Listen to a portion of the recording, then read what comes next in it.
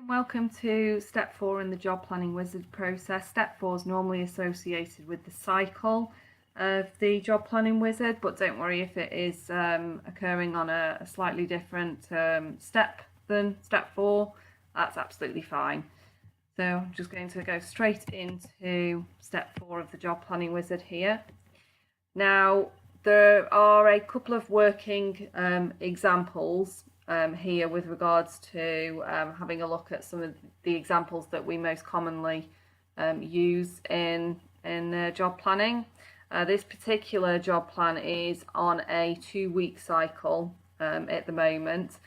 So that would probably be in cases where you have a rotation between your theatre activity and perhaps your clinic activity, so from 1 week to the next, or it could be the most common cycle of a 3 weeks cycle. So it's entirely dependent on the cycle in which you're delivering your routine work. So it is only associated with your routine work. So any activities that are hot or prospectively covered might be a better way of describing them.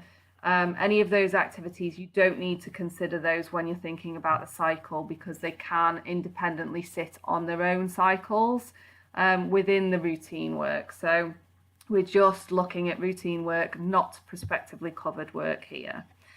So example 1, if you just click on it there, and this basically suggests that a consultant completes 20 regular activities every 4 weeks and a further 3 activities every 4 months. So this job plan cycle would be a 4-week job plan cycle, and the additional 3 flexible activities occurring 3 times per year, or every kind of like 4 months. So so we've got the common cycle there would be a 4-week cycle. An example 2 is where a consultant completes 25 regular activities every 6 weeks, and also attends a conference twice a year, as well as chairing an external NHS committee meeting every quarter, so once every 3 months.